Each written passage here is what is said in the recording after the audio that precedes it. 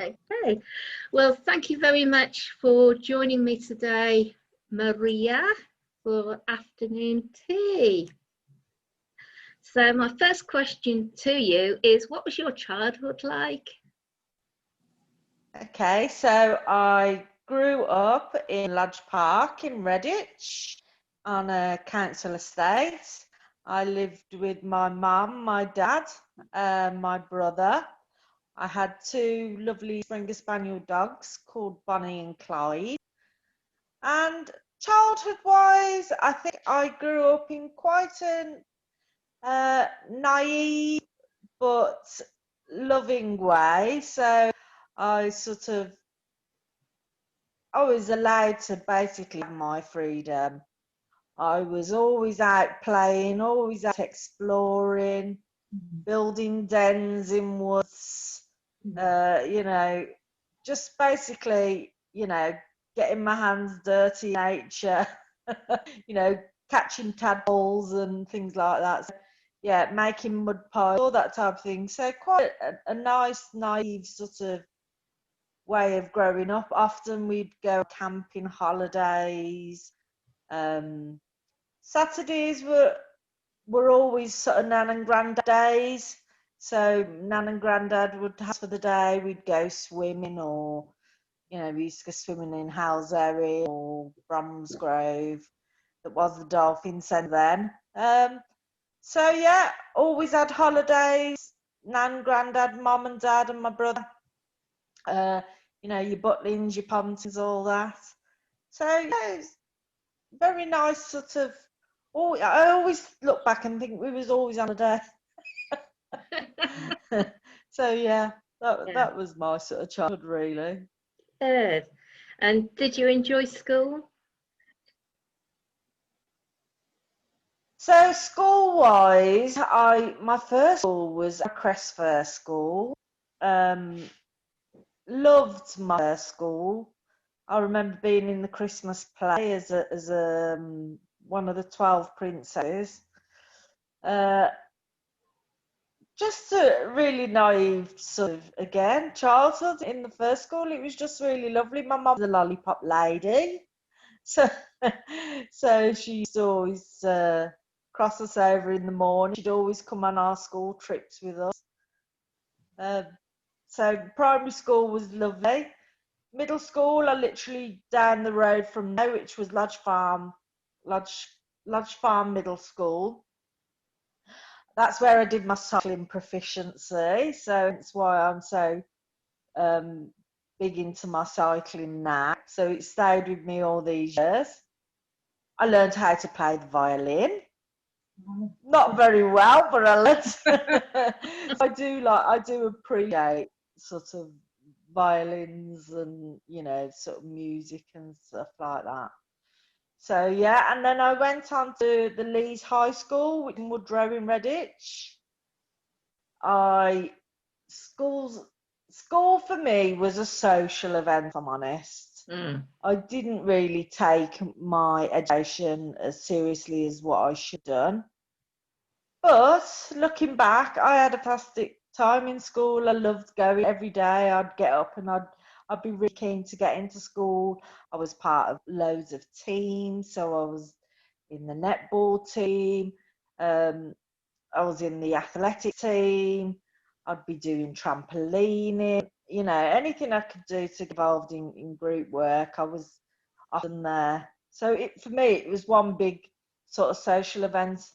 One thing in particular I remember was in my French class with Mr. Mitchell, and it was just like we'd used it as like a youth club. We was drawing blockbuster charts. You remember Bob Honus? We used to do that in his class, Mr. Mitchell's class. And the one day, the headmaster, Mr. Kingdom, come walking through, and we was all sort of playing blockbusters, and he hauled me out of the classroom and sort of said, "Marie, what are you doing down in my office?" And I had to go and explain why I hadn't got no French in my book and all I'd got was blockbuster charts. So but yeah, I didn't get my education as seriously as what I should. But it's made me who I am today. So Yeah, I really enjoyed school. And did you have any problems at school?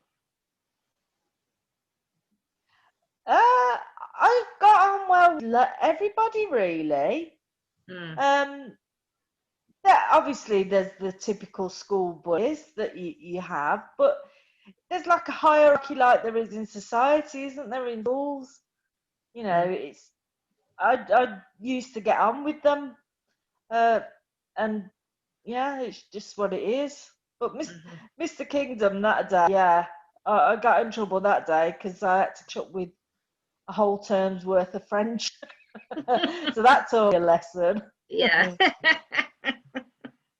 And did you go to university or further education from school or not? Okay, so when I was at school, I did do all of my GCSEs, Hmm. and I did do revision. I didn't excel, so I didn't get all the grades that I wanted. So I then decided I'd go to college, and at that time I did want to be an NNE. And I applied for what was the NNEB course at Bromsgrove College. I didn't pass the interview, so I thought, right, what can I do? And then I looked at doing psychology and sociology. So I started that. And then I met my children's dad when I was sort of 16, 17. And yeah, again, that sort of took priority and moved me away from education. But I've always been a learner. So Mm, whenever I've always worked, I've got a really strong work ethic. So when I've been working, I've always sort of valued the additional vocational studies that I've done. So in all of my professions, I've always continued to learn. And then I did go back to university 4 years ago to the University of Worcester, and I did my entrepreneurial degree where I got a 2-2, brilliant. which for me was, you know, a huge thing. Mm, And I absolutely loved it. But yeah, I've always been a learner. mm, I've always sort of, from my career when I was in housing, I would always be doing additional sort of Chartered Institute housing qualifications, ILM qualifications. And I'm actually at the moment I'm going to the level, well, I'm halfway through doing a level 3 award in education and training, because a lot of the work that I do at the moment is with the education sector. So I think, although people say, why are you doing level 3 when you've done your degree? Well, this is a completely different mm, environment. So I think it's good to start at the beginning and learn more about that industry, especially as I'm working with them so much. I think it just helps underpin your knowledge. mm, mm. So Mm. what was your first job that you did? My first job was Sunday morning, getting up. I used to go and post the Y magazines. So that was like for probably about 6 months. Then I went into working in a factory for my next door neighbour. They did metal work, and I used to go and, for £1.50, I used to go and put the threads in these nuts. So I did that a couple of hours at school of an evening. Then I went and worked in Tesco's on a Saturday. I did a Saturday in Tesco's. So I've always worked, and I've got such a strong work ethic, and I think I've really passed down to my kids. Mm, You know, all through, like, I've got 3 children that are ranging from 17 to 25, and even when they were babes, I've always worked. mm, Because thing is, the way I've always been brought up is you don't get anything in this life handed to you. You got to get out there and do it for yourself. So yeah, yeah, that's why I've always worked. good, Just good. who I am, I suppose. That's it, that's it. So when did you go self-employed? Was that straight away, or did you have a few more jobs in between? How did that? Yeah, so I went then into a career in care. So I worked in residential care homes and nursing homes, and that was for a number of years. Then I went into hospitality, which I absolutely loved. Then from there, I went to a housing association in Bromsgrove called BDHT. I started there as customer services officer, and I was there 7 years in total, and I climbed the ladder pretty much sort of every 2 years. I sort of just stepped up, learnt more, stepped up. And then I had poor mental health myself. So it's interesting to hear, like, Rosie's also had experience of poor mental health because, yeah, I think everybody can get touched with poor mental health at some point in their life, whether it's yourself, your family, or friends. But yeah, for me, I didn't take responsibility for my own health and well-being, and I was juggling too many balls. I was in with 3 kids. I've got a terminally ill mum that I was trying to take care of, and lots of things were happening within my job. And basically, I just neglected my own self-care, and the balls fell on the floor, which was me. So I left my job at the end of 2013, and then my mental health carried on deteriorating, unfortunately, for 6 months, until the point where I had a conversation with my son when we went for a walk, and I said, I can't do this anymore. I've lost my purpose. I don't know, where my value is. And I think it was after then that I thought to myself, should I be burdening my son with this type of conversation at such a young age? And I thought, I need to get a grip. I need to move on in a more positive way. And the next few months, I had a lot of help. So I went on a course with Mind, which were fantastic. I also reached out to Samaritans, which were also really supportive because they gave me that listening away from the family, which was really valuable. And then I thought, what can I do? I thought, aha, I know, I'll start a business that tries to help prevent the same thing happening to others. So that was my initial thoughts about a business. So 2015, I started something called Advanced Events. So I was doing wellbeing events. And then when I did my degree 4 years ago, it went through a number of iterations where I diversified my business and obviously I learned so much in my degree that it help me focus really. So that's where Advanced Wellbeing come from. Okay. Was the Advanced Your Wellbeing your first business, or was there anything else previously? So Advanced Events was first, and then Advanced Your Wellbeing is the one that I've got now and continues to grow. Oh, brilliant. So you've also been a keen cyclist. Has that always been carried on through you from childhood to adults? Because you do some miles on that bike, don't you? I can't believe you cycle. So when I was in my middle school and I did my cycling proficiency, that's where the bug started. My nan was also a keen cyclist, so that's perhaps her influence that I'm so, love it, so passionate about it. When I had my children, if I'm honest, and as life goes on, the cycling sort of went by the wayside. But yeah, I managed. When I was doing my recovery, I realised the sheer importance of physical well-being and the positive impact it has on your mental health. And I love cycling, so I thought, right, I'm going to take it up again, and that's what I did. So every year, I've set myself a challenge. So the first year, we cycled from Glasgow to Inverness. Wow. That was just over 200 miles. What? And we bike toured. So basically that means you take everything with you. Your tea bag, your gas stove, your tent, your sleeping bag, the lot. First real time in Scotland, I can just say it was fantastic. Such a beautiful part of the world, so stunning scenery. And so that was the first one. Then we did coast to coast, which was from Hull to Morecambe. That one was more of a zigzag because I like to practice mindfulness when I'm cycling. So going into the lovely villages and, you know, seeing, you know, the beautiful thing in that area. So I like to do it so that I'm taking in the whole experience. And then last year was my big one where I did 500 miles on my own. So I cycled from here in Ruby all the way down to Lands by myself with my little tent.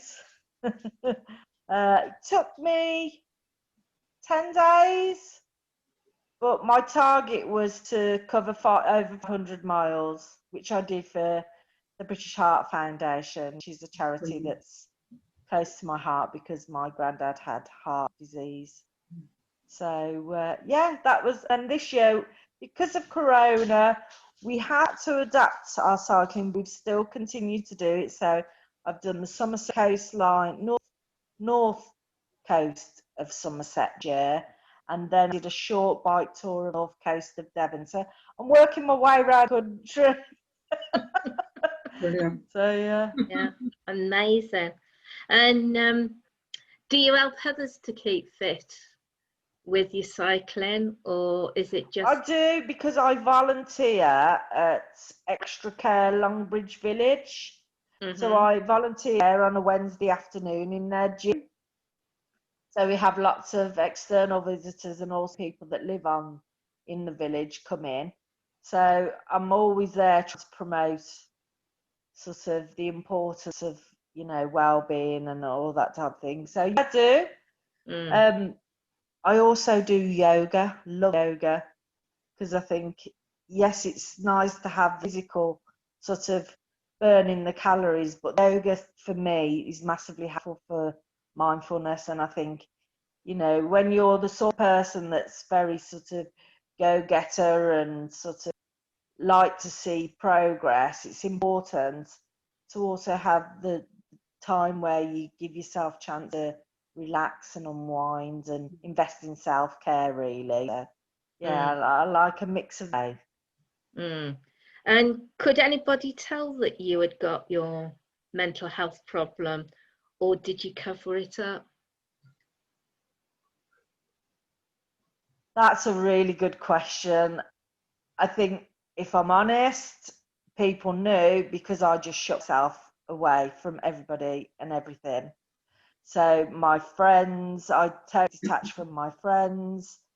Obviously, my family knew, but like I was saying, I didn't really want to burden them. So, but I was in bed, Karen. I didn't get out of bed. I didn't wash. I wasn't eating properly. I was really, really quite poorly. So yes, my family obviously knew, and my friends knew. To what extent my friends knew, I think they just thought that, you know, I'd left my job and I was feeling a bit low, but the true extent of how poorly I was, I'm not sure. Now they do.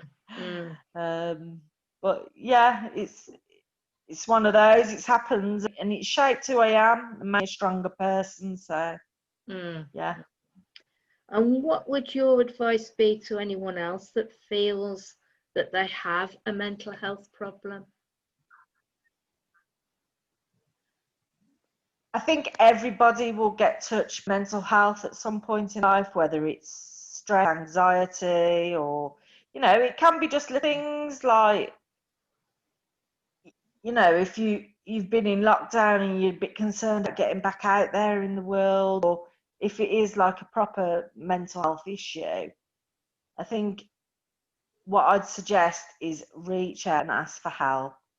Mind, for me, just gave me the confidence to get back there and socialising with people after locking myself away for so long. And you need to empower yourself. You need to take responsibility yourself and get out there and ask for help. There's so many fantastic organisations out there, Karen, that help. So I followed the Ways to Wellbeing model, and that is something that I did training in. And for me, that worked. but it worked at the right time for me. Mm-hmm.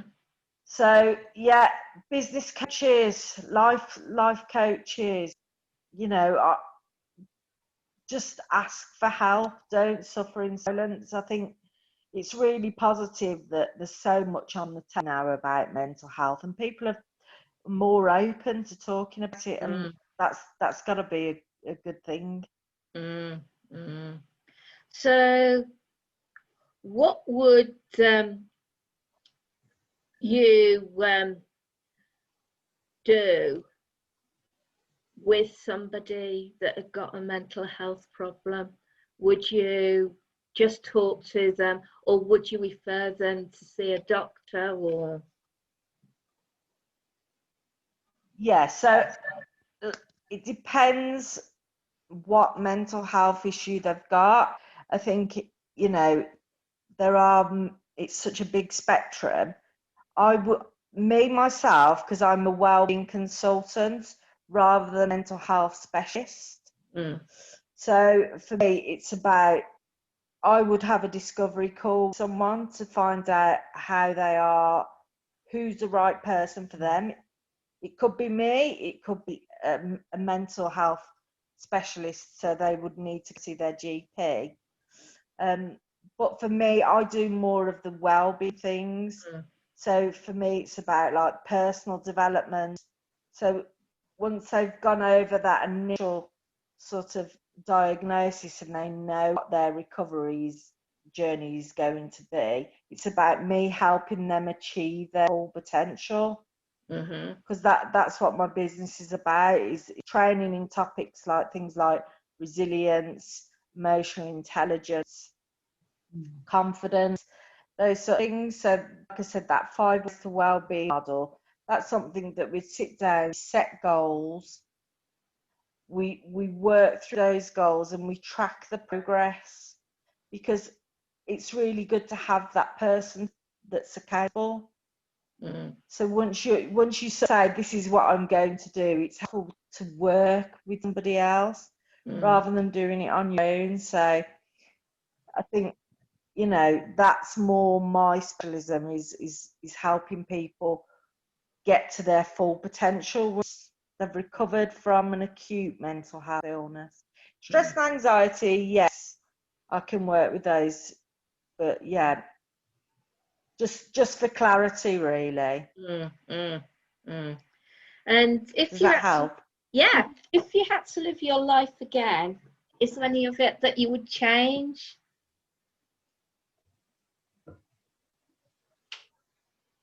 Somebody else asked me this recently, and I reflected on how I answered, because I've had, and everybody has times in their life when things haven't been the best. And, you know, when I was really poorly, it really wasn't great. You know, I went from being a really high-flying professional, earning a fantastic salary, to sort of not earning any money, being in bed all day. You know, it's just complete opposites of a life what I thought I would have. But I keep it exactly the same way, because where I am now is so much more fulfilling. So I love being able to help people. That's why I do, like, I volunteer in the gym. I'm part of the Careers Enterprise company, which helps school kids look at alternative careers, which that's something else I'm really passionate about. You've muted yourself. You're on mute, Marie. Lovely. Sorry, I had a phone call come through. I'm on my phone. So we missed that last little bit. So yeah, if you used to ask me, would I change anything, I'd keep it exactly as it is, because I am where I am today, and I'm really happy with where I am today. Good, good. Is there anybody that would like to ask Marie any questions? I was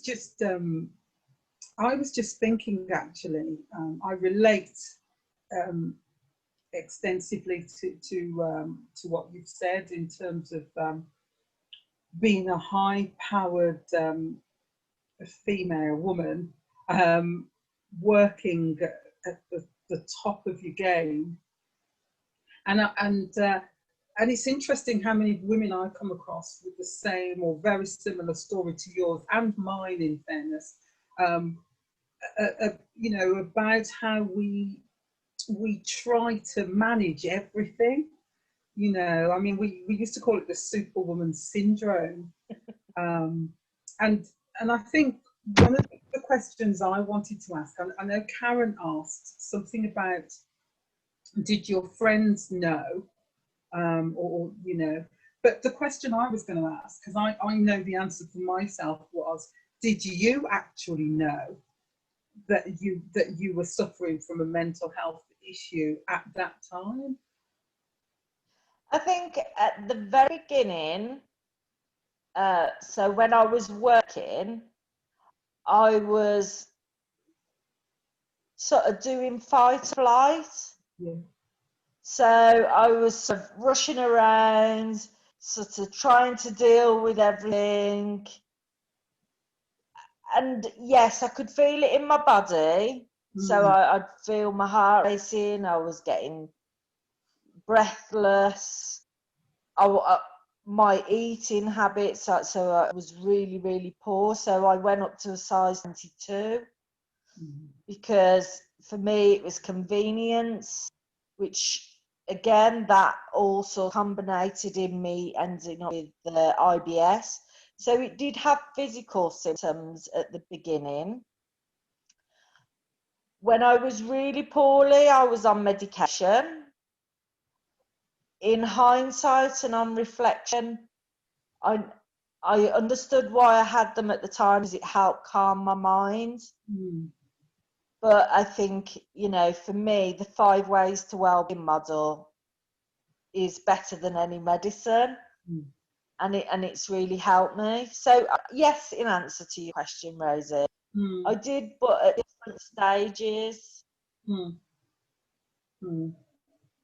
Because it's often difficult. Does that help? Yes, it does. I mean, I speak to a lot of people who just, some of the symptoms we just take on board, you know. So if a friend was to suggest that you had a mental health issue, you know, at that stage, you probably would have thought, you know, or got thought, for what you're talking about, or got very angry with them, you know, because I remember we talk about burnout a lot, and a lot for women executives, you know. And I remembered working more hours, doing more work, yes, having those palpitations, but thinking, okay, what, you know, deadlines, got to get this done, got to get that done, got to get, you know, go to the school to see a play or whatever it was, and got to fit it all in, and oh, it's terrible. And yes, I was overeating. I wasn't even overeating, I was just eating the wrong things, you know. I got, you know, the fancy car, the top of the range company car, which was fab. But, you know, you stop off, don't you, get fast food, put it on the seat and eating it as you go to a meeting. And I think at that time, I thought that was the way to be. And I kind of mirrored it on some of the men that were in, you know, the directors that I saw, and decided that, well, if they could do it, I could do it too. And so did more and more and more and more. And interestingly, you say, I ended up in bed because physically, I couldn't get up anyway.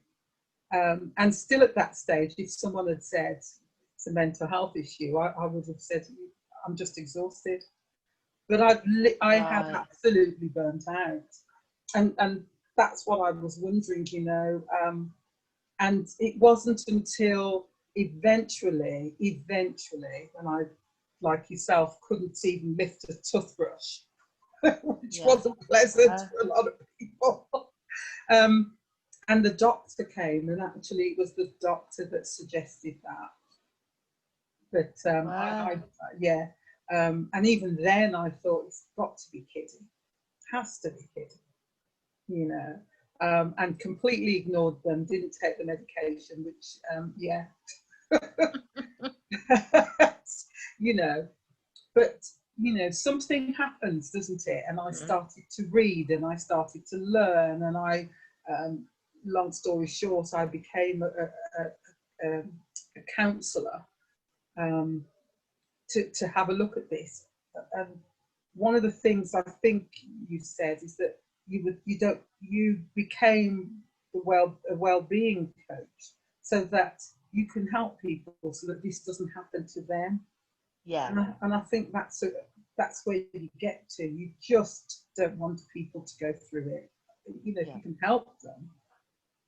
And so, do you work nationally or just locally, or?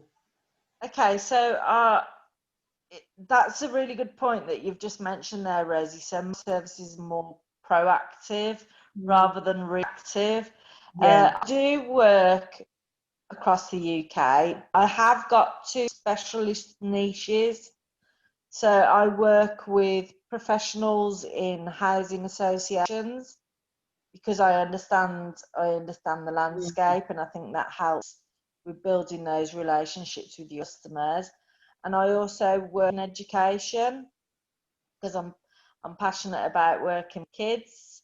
Yeah. So I've delivered programs with local schools in Worcestershire on leadership and things like that. So yeah, I do cover the whole of the UK, especially now. You know, everything's online. We're moving more, and I'm delivering more things online now.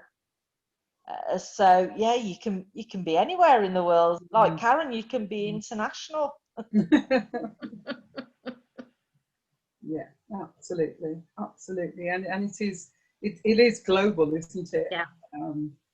You know, mental health and well-being is a global concern or consideration, I'd say, right now, isn't it? I mean, I'm doing some Absolutely, work at the absolutely. moment with the Blue Light Brigade, so the fire service and the police, and it's interesting how prominent or prevalent, sorry, mental health issues and well-being issues are amongst people. You know. Yeah, well, it's especially at the moment as well. You know, people have been in isolation. And I was speaking to my postman yesterday and said, "How are you?" You know, having a catch up. And he was saying his older parents haven't left the house. So they was going to book to go on holiday, but they've lost their confidence. Yeah. And it just shows you, doesn't it, that, you know, having confidence is such a big part of our well-being.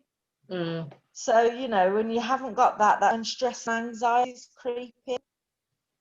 So, yeah, I think what's happened so far this year, I think everybody would have been touched with mental health, whether it's sort of anxieties and nerves or worries, or, you know, just everyday stresses. It's mental health is something that will touch everybody, regardless of, you know, you're saying about Superman cloaks, you know, it can affect everybody.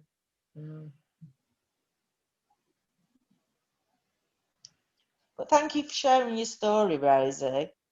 It's just half of it. It was not even half of it. But it's not my interview. My interview's on the. But the reason I shared it just is because there are millions of you know, I kind of tell my story, and then I hear other people going, "Oh my goodness, I went through that. Oh my goodness, I went through that." So it's not unique, is it? No.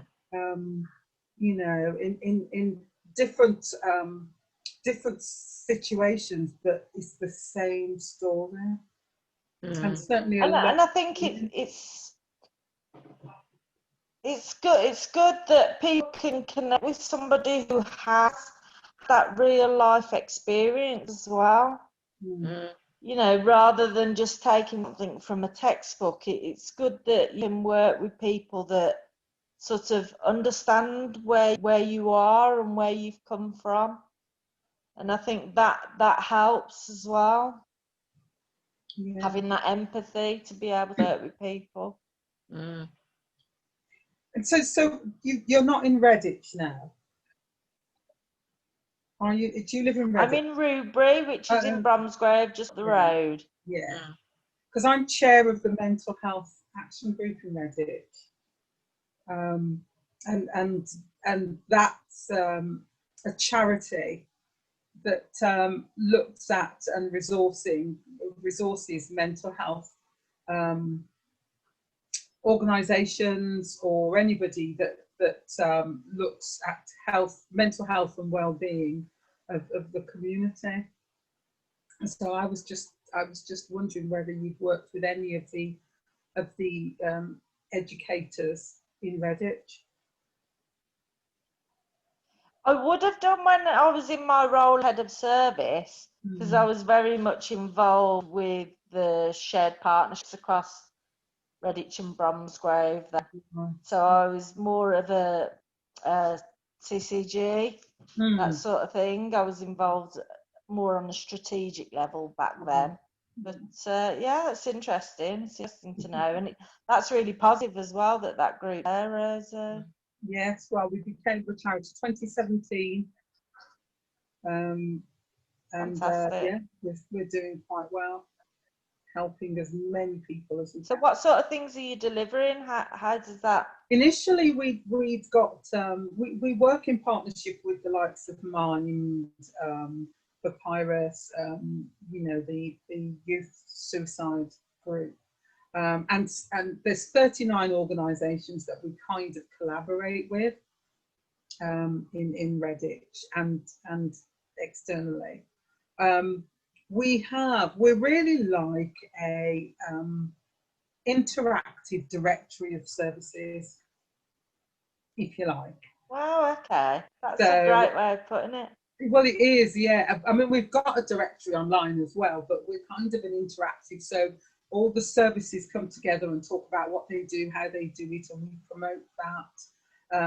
We're just hoping that we're going to get a listening service in Redditch as well, you know, as a response to the pandemic, really. And we highlighted those people. One of them was one of our trustees, actually, who've become agoraphobic as a result of COVID. Yeah. You know, so yeah. I can understand that, yeah. Yeah. So that's the big thing that we're working on at the moment. So hopefully we'll get funding for that. But yeah, it's. So what does the listening service involve? The listening service will involve, well, our volunteers who will be trained. It's applied listening, really. Some people on the lower level scale just need somebody to talk to. It's effective listening, applied listening. They're not therapists. So, I mean, don't get me wrong, some of the people that are volunteering are therapists, and so it's going to be very difficult for them. But it will be a case of them signposting if they need to be, you know, so they'll have sort of I think it's an hour's time to talk to somebody, and you've got up to 8 sessions with that person, having a conversation and talking through your problems and talking through your concerns, and you know, and of course, if they need to be referred, they'll be referred. It's fantastic. There are so many really positive things that are going on in their communities. I think my business, in just a small way, if it can help prevent sort of it getting to that point, and sort of more about sort of promoting the importance of well-being, then, you know, and that's where we want to that's be. my little way of helping and contributing. Yeah. That's where you want to be. We'd rather prevent it. It's cheaper, isn't it? It's less costly, and it's less burden on the critical care services, really. Yeah. We can get And preventive. all the other services, you know. Mental It's health great. can affect so many things in a person's life, their housing, the impact on the NHS. So anything you can do to sort of more of a proactive measure has got to be better for the community as well. Absolutely. Absolutely. Any other questions? No? You got one, Topsy?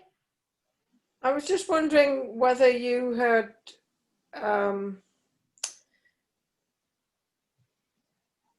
got people from the nurses and that, whether that you would notice any difference in whether you were getting more people from the nursing side of things, because the impact on them must be horrendous.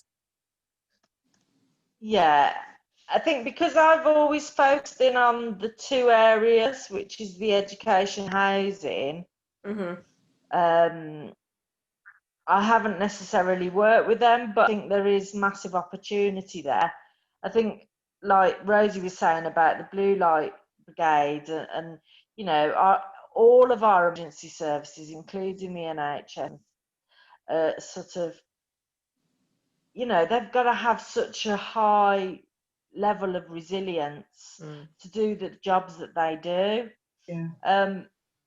I can imagine, you know, there's a lot of effort put into supporting them through occupational health within their roles. I mean, I think Rosie, you maybe might you know more about that, but yeah. I think you might be dismayed by the response from the NHS to their own workers. Sadly. Oh, that's interesting. Having worked in the NHS for, they do a phenomenal job, and they're on the front line, aren't they? They are, but I mean, look at them in the latest pay rises. Who got missed out? The nurses. You know, the doctors got pay rises just recently, but the nurses haven't, or they've got very little, and yet they're the ones who have really been on the front line, doing the day-to-day, 24 hours a day care. So, yeah, I have not any faith in the NHS's ability to look after their own, unfortunately. And I just wondered whether it had come out. I think what was really positive was the clap for carers, because that massively sort of brought those frontline workers to the forefront of the news. Yes. You know, so from that perspective, it helped people appreciate really what they do more, and sort of get them out into the spotlight more. And I think anything that you can do to sort of be proactive in sort of raising awareness has got to be a thing. But yeah, they do. It's a vocation, isn't it? Like, I work in care work for a number of years, and you know, if you're a people person, you do it for the love of the job. And that's where they get you. Yeah. That's how they get away with paying them very little, because people do it because they love people. So yeah, that's a totally different conversation. That's one for next time. Yes, but I was just wondering whether the mental health issues of carers had come out into the community, or not particularly yet. I suspect it will come. No, it has massively. So, I mean, one of the categories that we've put the listening service for, the number one was the NHS. It was key workers and and NHS staff. Because we've been approached by several who, you know, it's very tough, and of course, you know, the anxiety right now. You can just imagine, can't you, being told that it's likely in the winter that It's we're gonna come going back. to have another spike. And you know, I know, well, we know NHS staff who are petrified right now, Yes. absolutely anxious, full of anxiety about what's going to happen. Yeah. So, As our parents, aren't they? oh About Yes. sending goodness, kids back to parents right school. now, So yeah, we're having. Oh, you just reminded me. I've got to put an agenda a together. listening Yeah. service is a fantastic initiative, Rosie. It really is. Well, it is, but you're right. It's not enough, and it's. I take your point, Topsy. You know that I'm dismayed. I like that word.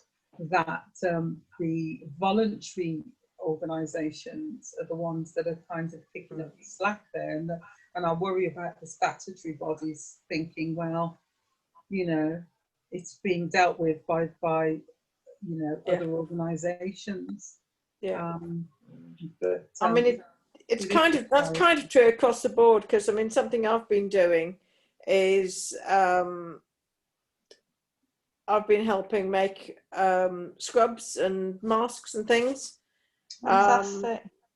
So obviously the scrubs for the NHS, and we've donated our time and our, you know, expertise in doing it, and we've had a GoFundMe page for the actual materials. But it bothers me that we've had to do that. We shouldn't have had to do that. I mean, it's madness, really. I mean, the group that I'm part of has donated over 14,000 items. Wow. To the NHS and to the community. So we do, we make the fabric masks, so not your medical quality masks, but the fabric masks, and we donated them to things like food banks and the homeless and refugees and the community in general, because people can't afford to go out and buy a mask, which is equally horrendous, really, that people are that strapped for cash. But yeah, I mean, again, you kind of think, if it wasn't for the voluntary groups doing that sort of thing, donating their time and their effort, we'd be in a lot worse position, really, wouldn't we? I think it's great that people give back to their communities, you know, in whatever way they can. Yeah. Like I said, I'm involved in two groups. I also do litter pick in the morning in my local park when I take my dog, and it's, you know, it's. I think, you know, we can be a community or a country of take, and I think it's good that there are these volunteers that are giving up their time in, you know, it can be just like a small way, but it all adds up. I mean, maybe this will be I do understand what you're saying. One of the good points about the pandemic is that it's brought people out of the woodwork and joined them into groups who help others. I mean, that'll be a good takeaway from all of this. I think that's a real positive. Absolutely. Yeah. So, Marie, just a quickie then from me, because is it 3 o'clock? It's after 3, isn't it? Oh, I'm going to have to go. Yeah. When is your next cycle and where to? So I'm planning now to do the north coast of North Coast Cornwall, skipping across the south coast, because I've already done a lot of the Cornwall coast on my epic one last year. So I'm working my way around then to the south coast of the country. So yeah, if you follow, I'm on Tumblr called Jenkins Journeys. You can see I write a blog on there for my cycling adventures, in the hope that it might inspire us to get out on their bikes, which is fantastic. I learned to cycle. And then this weekend I'm off to the Lake District to kayak. So ladies, if you fancy kayaking. Oh, that's interesting. I learned to ride a bike. Delivery of my wetsuit today, so I can go do some open water swimming. Oh, I learned to ride a bike 2 years ago. That's the first time I sat on a bike. Wow, that's fantastic. Yeah, how funny. that was just something I really, I'd never bothered, you know. And I thought, oh, I must learn to ride a bike. So I've learned to ride a bike. Brilliant. I can ride a bike, but I'm not bothered about riding a bike. I thought I would get the cycling bug. Like my friend, I learned with my friend, and she cycles everywhere, but I didn't get a bug, but I can ride a bike. Fantastic, that's great. You ride, don't you, Topsy? I can.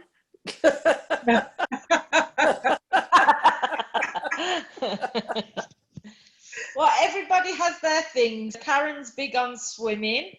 Yeah, I like swimming too, but I haven't done that in ages. But I like water sports. I used to do water skiing. That was great fun.